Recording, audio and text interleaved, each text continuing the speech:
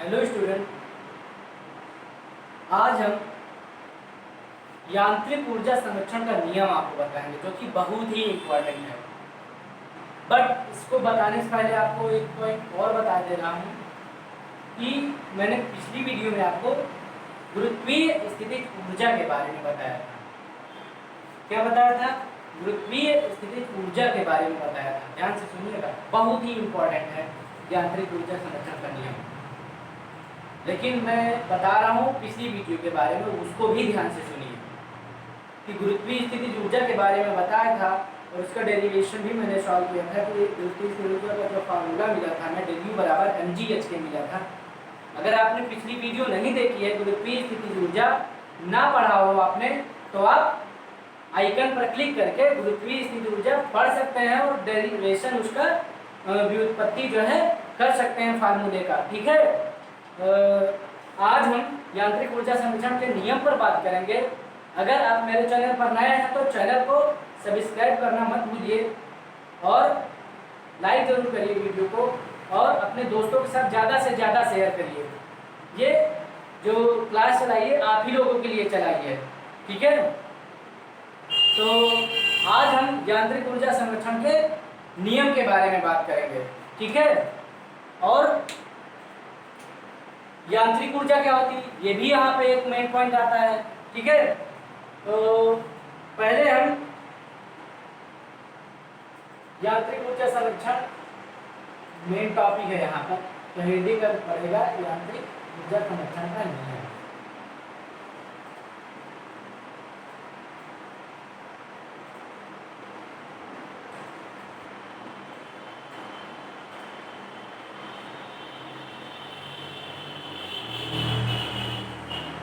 यांत्रिक ऊर्जा संरक्षण का नियम, law of conservation of mechanical energy, ठीक है। इसको इंग्लिश में भी लिखे दे रहे हैं, law of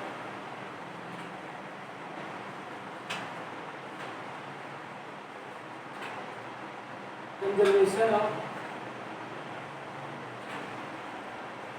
mechanical energy. Very important, very important है ये, ठीक है। यांत्रिक ऊर्जा संरक्षण का नियम जो है पेपर में बहुत ही पूछा जाता है, 2 नंबर में आता है ये यांत्रिक ऊर्जा संरक्षण का नियम। कितने? सिर्फ 2 मार्क्स में। बहुत ज्यादा बड़ा ना इसकी व्युत्पत्ति है और ना ही इसका डेफिनेशन है, ठीक है। तो यांत्रिक ऊर्जा संरक्षण का कथन, यांत्रिक ऊर्जा पहले आपको बता देते हैं कि यांत्रिक ऊर्जा क्या होती है, ठीक है। तो ये मेन हेडिंग थी इसलिए मैंने डाल दिया इसको, ठीक है, ठीक है। यांत्रिक ऊर्जा संरक्षण का नियम इस वीडियो में आपको बताएंगे, ठीक है। इसके पहले कि इसमें जो है यांत्रिक ऊर्जा का फॉर्मूला यूज होगा, इसलिए आपको पहले यांत्रिक ऊर्जा बता देते हैं कि यांत्रिक ऊर्जा क्या होती है। किसी निकाय की गतिज ऊर्जा, किसी निकाय की गतिज ऊर्जा के काइनेटिक एनर्जी तथा स्थितिज ऊर्जा पोटेंशियल एनर्जी U डिनोट करते हैं U से ना स्थितिज ऊर्जा। तो किसी निकाय की गतिज ऊर्जा के तथा स्थितिज ऊर्जा U के योग को, के जोड़ को ही क्या कहते हैं? निकाय की यांत्रिक ऊर्जा कहते हैं, मैकेनिकल एनर्जी कहते हैं, ठीक है। क्या यहाँ पर यांत्रिक ऊर्जा क्या मिलता है हमें? यहाँ इधर देख लीजिए आप, अभी यहाँ पर यूज होगा, यांत्रिक ऊर्जा को E से डिनोट करते हैं और ये होता है K प्लस का U, ठीक है। फिर से बता दे रहा हूं, ध्यान से सुनिएगा कि किसी निकाय की गतिज ऊर्जा के तथा स्थितिज ऊर्जा U के योग को, योग का मतलब जोड़ा गया हो, जोड़ को, एडिशन, ऐड किया गया हो। इतनी सारी चीजें बता रहे हैं आपको, ठीक है। तो के प्लस यू के मीन्स गतिज ऊर्जा तथा स्थितिज ऊर्जा के योग को ही यांत्रिक ऊर्जा कहते हैं। सिंपल सी परिभाषा है, बहुत ही इंपॉर्टेंट है, और ये फार्मूला आपको यांत्रिक ऊर्जा संरक्षण का नियम डिराइव करने में आपको मदद करेगी ये, ठीक है। तो यांत्रिक ऊर्जा क्या होती है, क्या बताएंगे आप? आपसे कोई पूछेगा तो क्या कहेंगे कि किसी निकाय की गतिज ऊर्जा तथा स्थितिज ऊर्जा के योग को निकाय की यांत्रिक ऊर्जा कहते हैं, ठीक है। तो आई होप कि आपको ये यांत्रिक ऊर्जा तो समझ में आ गई होगी, ठीक है। अब हम बात करते हैं यांत्रिक ऊर्जा संरक्षण का नियम के बारे में, ठीक है। एक मिनट इसको मिटा देते हैं।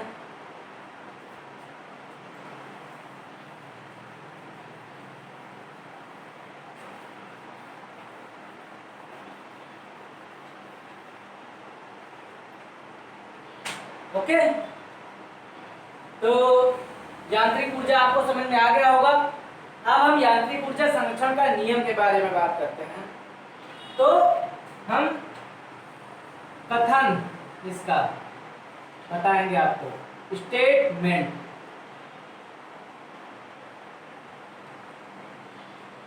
क्या? स्टेटमेंट बहुत ही इंपॉर्टेंट है, ध्यान से समझिएगा। कथन आप नहीं लिखेंगे, केवल व्युत्पत्ति करके चले आएंगे पेपर में, तो आपको एक भी मार्क्स नहीं मिलेंगे, ठीक है। तो कथन में क्या है, ध्यान से सुनिएगा। यांत्रिक ऊर्जा संरक्षण का नियम क्या होता है कि किसी निकाय में, अब आपको ऐसे फिगर बनाकर समझा देते हैं, जबकि ये फिगर आपको कहीं बुक में भी नहीं मिलेगा।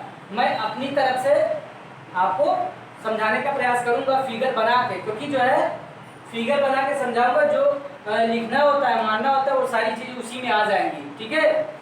तो आपको हम समझा रहे हैं, ध्यान से समझिएगा, बहुत ही इंपॉर्टेंट है ये। आपकी 11वीं की क्लास कंटिन्यू चल रही है, और ज़्यादा से ज़्यादा सब्सक्राइब करिए, और ज़्यादा से ज़्यादा लाइक करिए, और अपने दोस्तों के साथ ज़्यादा से ज़्यादा शेयर करिए इस चैनल को, ताकि और स्टूडेंट को फायदा हो, ठीक है। तो चलिए हम स्टार्ट करते हैं। मान लीजिए ये निकाय ले लिया हमने, ठीक है। और किसी निकाय में, ये निकाय ले लिया, ठीक है, बहुत छोटा है, थोड़ा बड़ा कर लेते हैं ऐसे मान करके, ठीक है। किसी निकाय में सभी आंतरिक बल, आंतरिक मतलब इंटरनल फोर्स, ठीक है, जो अंदर की ओर लग रहा है, ठीक है। किसी निकाय में सभी आंतरिक बल, क्या? सभी आंतरिक बल F, ध्यान से सुनिएगा, लिखते चलता हूं साथ में। किसी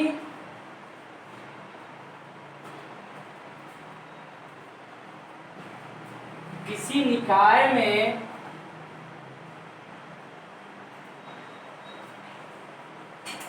सभी आंतरिक बल,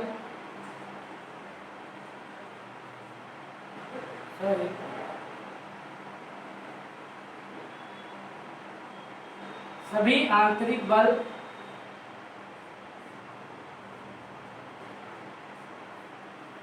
किसी निकाय में सभी आंतरिक बल संरक्षी बल है। क्या है? ये जो बल F लग रहा है, आंतरिक बल F इंटरनल, ये क्या है? संरक्षी बल है, ठीक है। तो किसी निकाय में सभी आंतरिक बल संरक्षी बल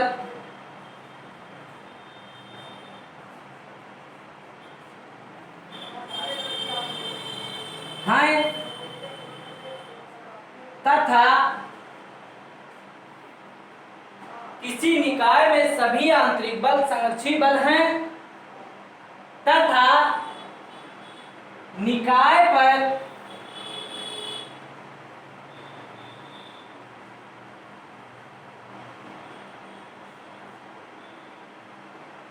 सॉरी गलत हो गया, ठीक है। तथा निकाय पर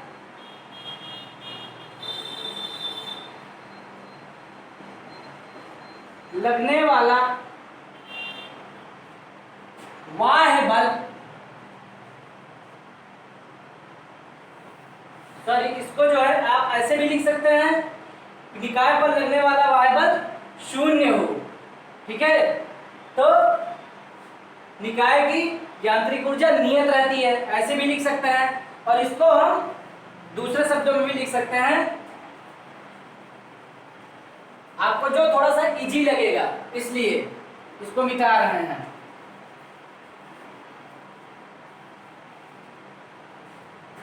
तथा निकाय पर कोई बाह्य बल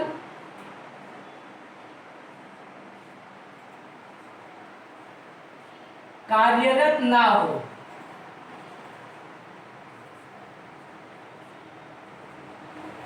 क्या बाह्य बल जो है, ये जो बाहर से जो बल लग रहा है, एफ एक्सटर्नल बोलेंगे इसको, ये क्या है यहाँ पर शून्य है इस निकाय पर, ठीक है। एफ एक्सटर्नल क्या है, शून्य है। तो किसी, ध्यान से सुनिएगा, फिर से मैं बता रहा हूं, किसी निकाय में सभी आंतरिक बल जो है वो संरक्षी बल है, तथा निकाय पर कोई बाह्य बल कार्यरत नहीं है। ये निकाय है और इस पर कोई एफ एक्सटर्नल मींस बाह्य बल कार्यरत नहीं है। इसका मतलब क्या हुआ कि जो बाह्य बल है वो शून्य है। क्या है, बाह्य बल शून्य है। इसका मतलब कार्यरत नहीं का मतलब बल नहीं लग रहा है, इसका मतलब क्या है, बल शून्य है, ठीक है। तो किसी निकाय में सभी आंतरिक बल संरक्षी बल हैं तथा निकाय पर कोई बाह्य बल कार्यरत ना हो, तो निकाय की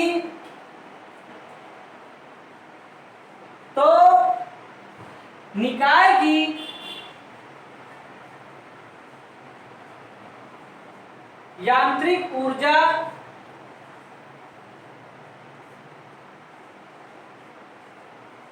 नियत रहती है।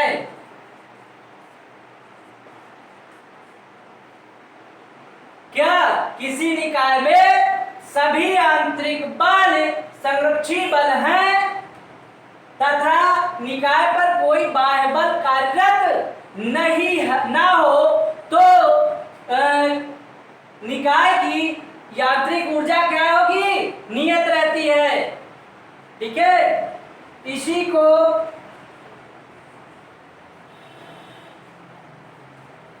यांत्रिक ऊर्जा संरक्षण का नियम कहते हैं।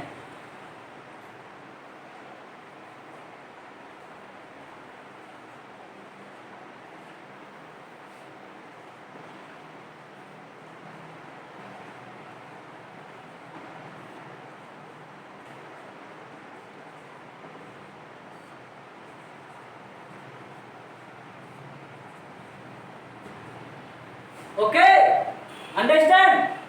किसी निकाय में सभी आंतरिक बल संरक्षी बल है। आप फिगर एक बार फिर से देखिए, फिर से आपको समझा रहा हूं। ये निकाय मान लेते हैं हम, ओके। तो किसी निकाय में ये जो अंदर की तरफ मैंने एरो बनाया है, ये आंतरिक बल हमने फाइंड कर लिया है, मान लिया, सपोज कर लिया है। और तो इसको हम इंटरनल से लिखते हैं आंतरिक बल को, ठीक है। तो सभी आंतरिक बल संरक्षी बल हैं। ये एफ इंटरनल है और एफ इंटरनल का एरो बनाया, संरक्षी बल हैं तथा निकाय पर कोई बाह्य बल, ये निकाय और इस पर कोई बाह्य बल एफ एक्सटर्नल कार्यरत नहीं है का मतलब एफ एक्सटर्नल शून्य है। तो निकाय की जो यांत्रिक ऊर्जा है, इस निकाय की जो यांत्रिक ऊर्जा है, मैकेनिकल एनर्जी है, वो नियत रहती है। इसी को यांत्रिक ऊर्जा संरक्षण का नियम कहते हैं। इसी को यांत्रिक ऊर्जा संरक्षण का नियम कहते हैं, ठीक है। तो ये कथन आपको समझ में आ गया होगा। अब नियम की व्युत्पत्ति करेंगे। ठीक है, तो चलिए आगे बढ़ते हैं।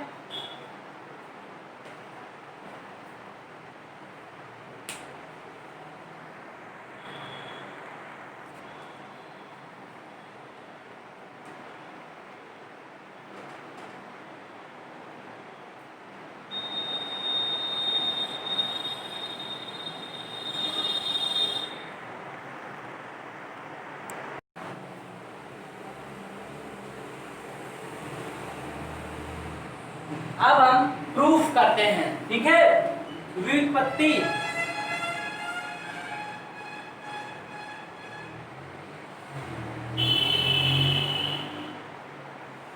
व्युत्पत्ति करेंगे यांत्रिक ऊर्जा संरक्षण के नियम का। ठीक है, तो माना आपने यांत्रिक ऊर्जा संरक्षण के नियम का कथन तो समझ ही गए होंगे। बस इसी फिगर से आपको यहाँ पे भी मानना है, व्युत्पत्ति में भी। ठीक है, माना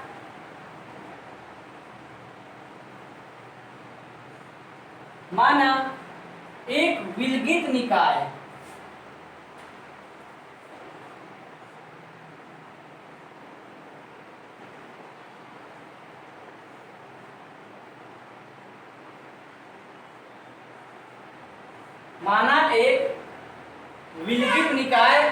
मीन्स क्या, जिस पर बाह्य बल कार्यरत ना हो।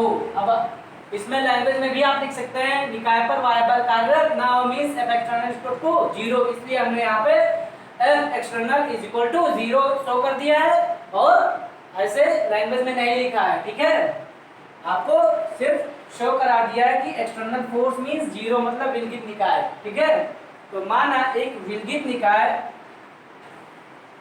में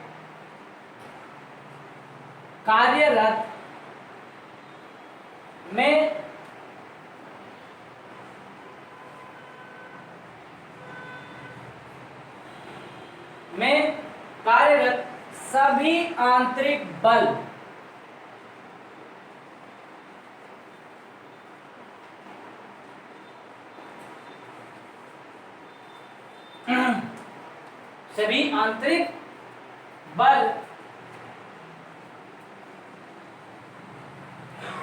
संरक्षी बल हैं।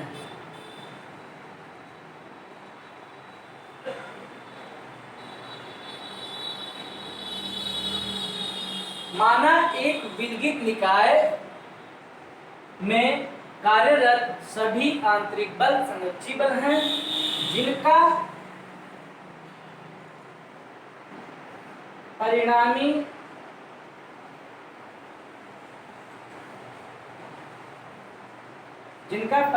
बल F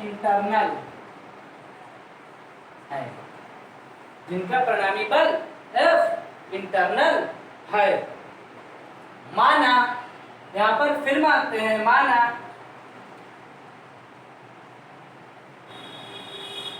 निकाय को एक अभिविन्यास से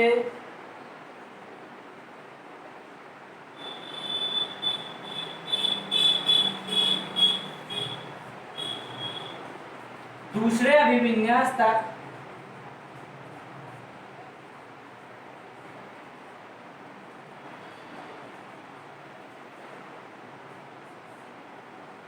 माना निकाय को एक अभिविन्यास से दूसरे अभिविन्यास तक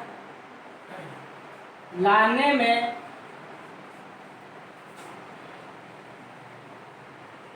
कार्यरत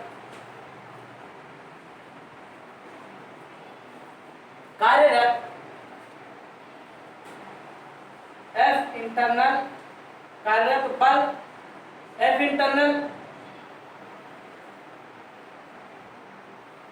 दूसरे अभिविन्यास तक लाने में बल F इंटरनल द्वारा कृत कार्य, सॉरी यहाँ पे इसको मिटा दें क्योंकि आपको प्रॉब्लम ना हो, ये आपको थोड़ा सा अटपटा लगेगा यहाँ पे।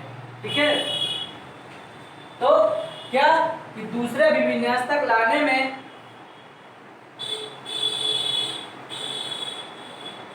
इंटरनल बल में एक मिनट।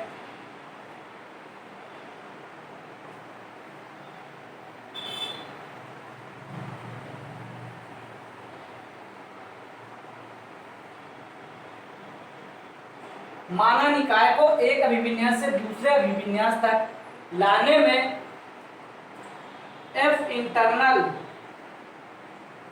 द्वारा कृत कार्य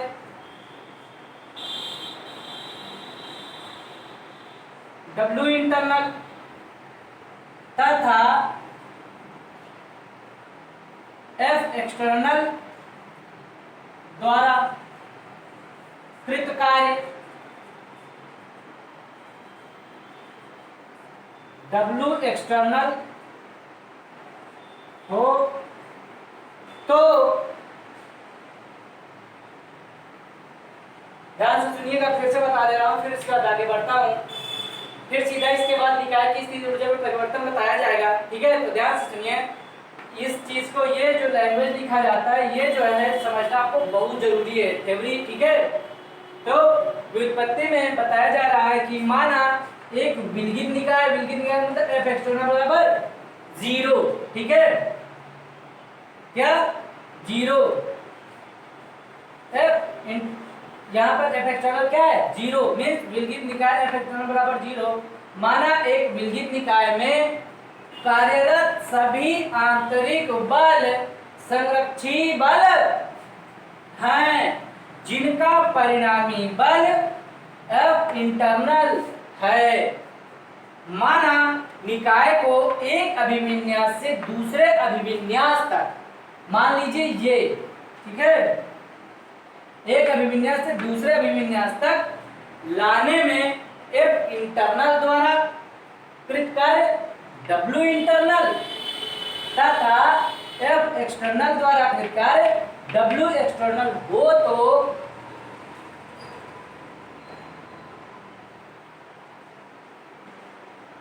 निकाय की स्थितिज ऊर्जा में परिवर्तन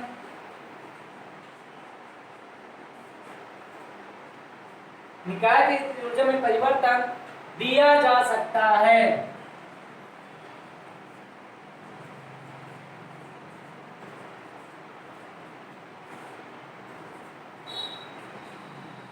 क्या होगा, डेल्टा यू बराबर स्थितिज ऊर्जा में परिवर्तन दिया जा सकता है, मीन डेल्टा यू बराबर माइनस का डब्ल्यू इंटरनल।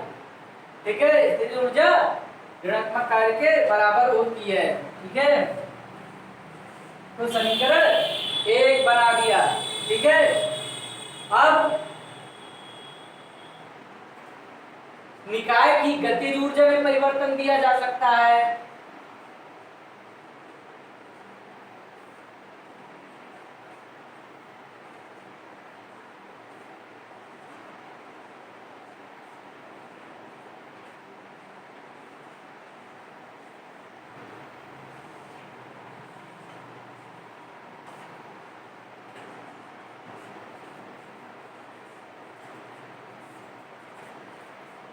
निकाय की गतिज ऊर्जा में परिवर्तन दिया जा सकता है ना। देखिए डेल के बराबर W internal plus W external के। ठीक है, तो आगे बढ़ते हैं।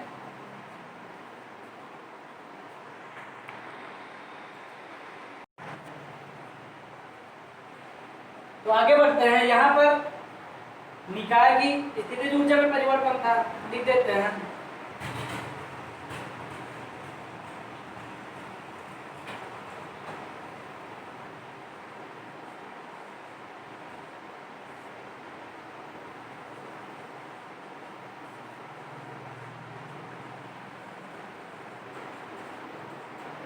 दिया जा सकता है। ठीक है, तो ये पहला इक्वेशन बना था, और यहाँ पर इसी तरह निकाय की गतिज ऊर्जा में परिवर्तन।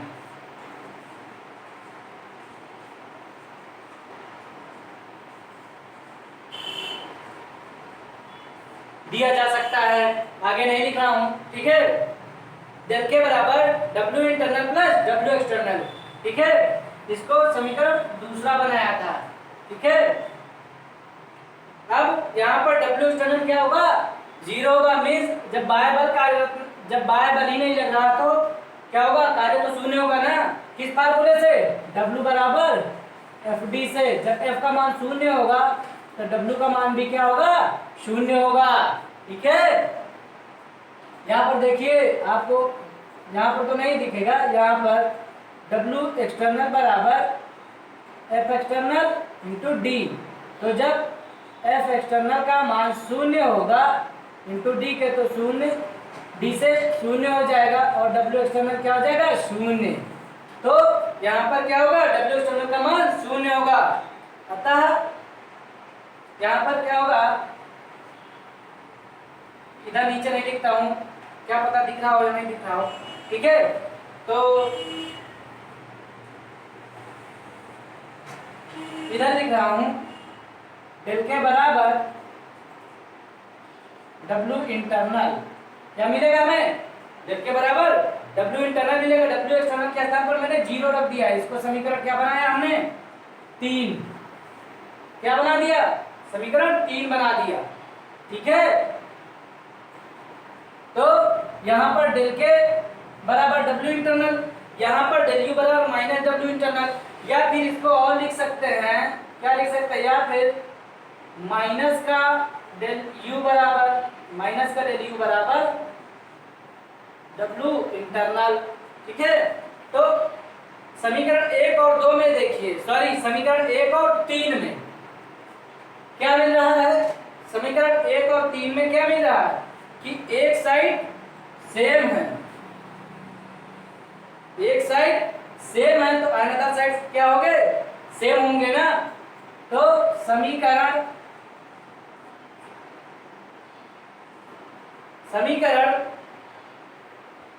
1 का मान, समीकरण 1 का मान समीकरण 3 में रखने पर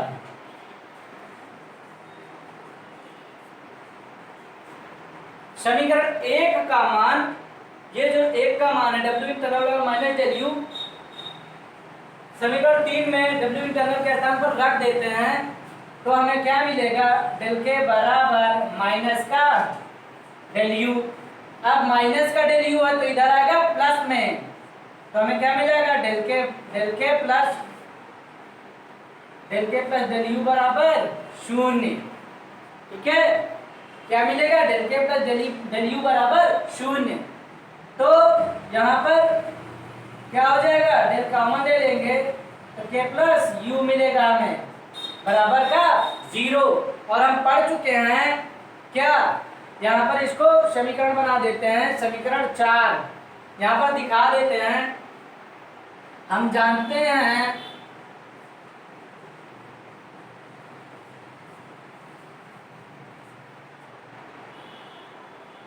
यांत्रिक ऊर्जा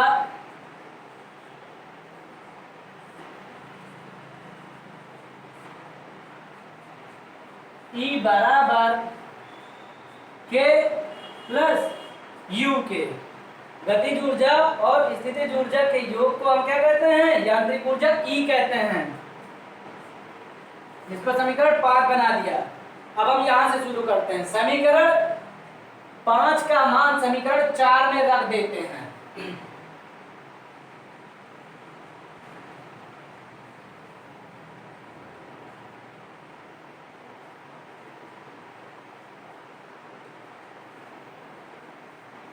समीकरण 5 का मान समीकरण 4 में रखने पर हमें क्या मिलता है कि डेल ई बराबर 0। क्या मिलता है, डेल ई बराबर 0, ठीक है। या फिर इसको हम क्या लिख सकते हैं, अतः ई बराबर के प्लस यू के, ठीक है। ई बराबर के प्लस यू के नहीं लिख सकते, लिख सकते हैं, ठीक है।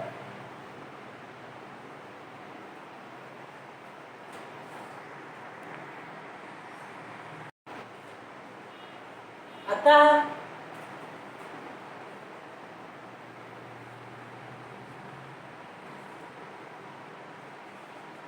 यहाँ पर ई नियत है,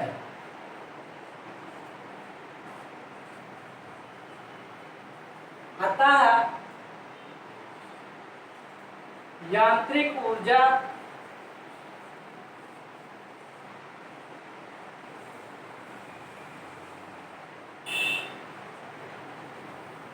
संरक्षण का नियम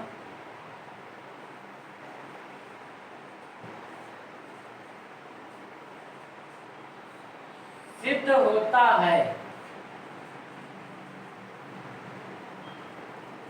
अतः यहाँ पर ई नियत है, ये डेली बराबर 0, इसी को हमें निकालना था, और ई बराबर के प्लस यू भी हम लिख सकते हैं ना।